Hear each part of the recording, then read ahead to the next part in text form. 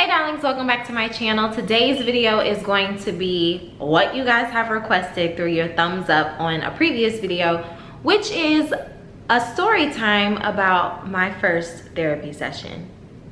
Lego. Before we get started, I want to say thank you to all of my new subscribers, all my new darlings. Welcome to the family.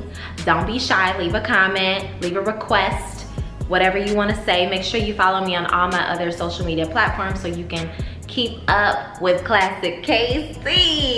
I just came up with that. But anyway, if you have watched any of my previous videos about speech pathology, you know that in my own experience that I had never done therapy prior to grad school. So in undergrad, I did not have the chance to do a therapy session, like engage in therapy. I might have planned one like on paper, but who knows how that would have really gone. We always got to watch the grad students do therapy, but we never got to do therapy. My second semester of grad school, they're like, time to get in the clinic. But like I said in my last video, like they throw you in there because, I mean, especially in grad school, you got about 2 years to get this thing down pat. And not that you will in 2 years, it's just that like you need to start practicing. I find out that I have a client in the clinic and I'm like, okay. I get some good scrubs and I'm like, okay, give me the client, let's do this. But then the day of therapy actually came and then I got super nervous. My supervisor at the time was she was one of those who believed in everybody. Like everybody was just great and everybody did well and everybody, like, she's not at the school anymore. She was like, oh no, you're gonna be fine. Like light and airy. Listen, everybody has their first time and everybody's gonna mess up a little bit. It's okay, go in there, do what you know how to do. Like everybody knows okay, if you're at SLP at all, you can think back to grad school, and if you're in grad school, then you know, you got your school clinic and that's where you do, you know, your practice therapy or whatever. You also have a materials closet that you have to check stuff in and out of. Well, I wasn't getting none of the super expensive stuff. I was just getting like the toys and stuff because everybody also knows that you're supposed to build rapport. That first session, you ain't doing jack. You're just building rapport. You're just trying to see how the kid is, feel for what might like work, what might not work, get a more like realistic observation of what you see on paper or something, because we didn't do evaluations at that time. I hadn't done an evaluation. I had only like made goals based off an evaluation or stuff like that. I get to the, my overzealous behind decides to go to the materials closet and get every toy I think he may like. My client was a little boy. I think he might have been like 4. He had really like basic goals. I mean, I say basic, but you know, like following directions, receptive language, like easy stuff. For some reason, I was thinking like, if I get a whole bunch of toys, like that's the best way to build rapport. Like he's gonna love it. Like he's gonna have a great time if I have a whole bunch of toys and we just play and I kind of get to know him because we're gonna be spending a lot of time together. I just really wanted to be prepared. So I was like, books? You like books? With the flaps? What's up? I got these things. What kid isn't gonna love this? And I had the holy grail, Mr. Potato Head. Who finna tell me that this isn't about to be the best therapy session ever? Who finna tell me that I'm not prepared for my therapy session? Nobody. But the gag was that I wasn't. My client gets here and I'm like nervous, but I'm excited. So I'm like nerves guided, like Tamar. I walk in the waiting room. He's asleep. His mom was like, I'm so sorry, he's so tired. On the outside, I'm like, no. But on the inside, I'm like, it's my first therapy session. My supervisor's watching me on the camera in the therapy room. So wake him up. We wake him up. I remember his name. However, I'm not stupid. So we're gonna call him JJ, which is nowhere near his real name. But anyway, JJ is, I'm getting on his level. I'm like, hi, how are you? My name is Miss Casey. What's your name? I put my hand out. He's looking at me like, and I'm trying my best to not have mom come back there with me because I don't want to have to be in the situation where I tell mom that she can't stay in the therapy session. But I also know that my supervisor is looking on the camera in that empty therapy room. Like, it goes from a whimper to like nuzzle my head in my mom's bosom because I don't want to go nowhere, to a cry, to a tantrum. He's not even in the room yet. Mom is like, let me walk him back there. It's a lot of people in a student clinic. It's a lot of students.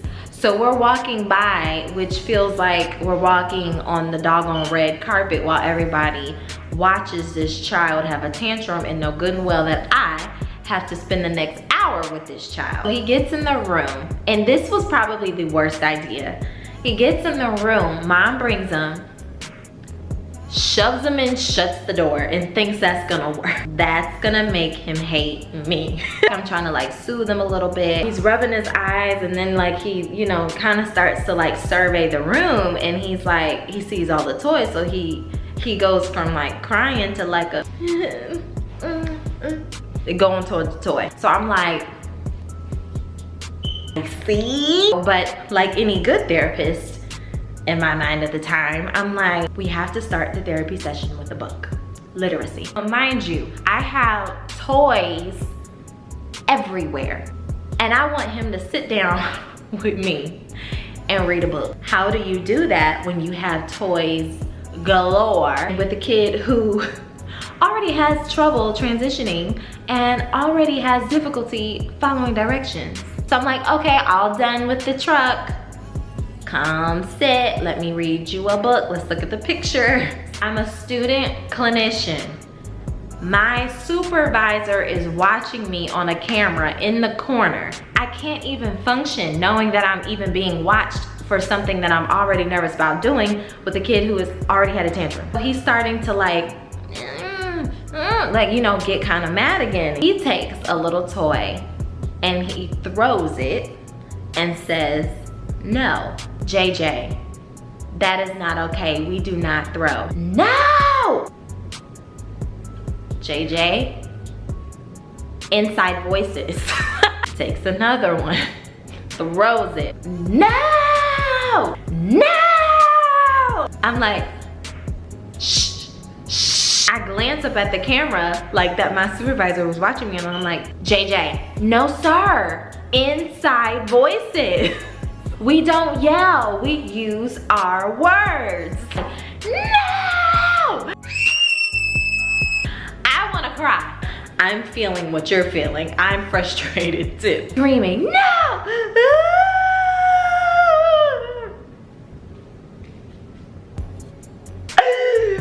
I mean, he's kicking stuff. I'm just like,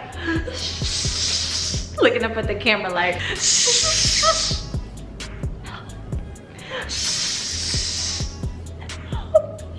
it didn't stop. At one point, I just looked at the camera like this. I need help.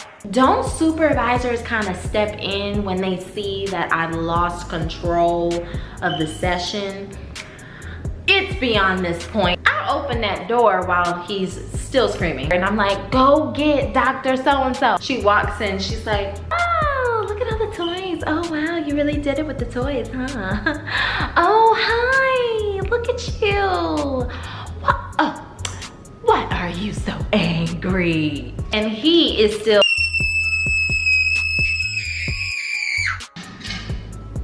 After about 10 minutes of her trying to like subdue him and comfort him and try to facilitate anything, I was just like, I don't know what to do with him because it's not me. Hopefully this doesn't affect my grade, you know? It's not gonna affect my grade, is it? She basically ends my therapy session. She walks him back out, and basically when he's breaking free of the room, he stops crying and like runs out to his mother. So I'm like, oh great, mom's gonna think that we were doing something terrible to him. So that's cherry on top. My supervisor is like, oh yeah, you know, just some minor behavioral issues. And I would also say like maybe you should get his hearing checked. He tends to scream a lot when he's angry. I wonder if he can hear himself and he can hear how loud he is. Needless to say, that professor does not work at the school anymore. Later, I found out that the camera in the room, that I was doing my therapy session in was not on.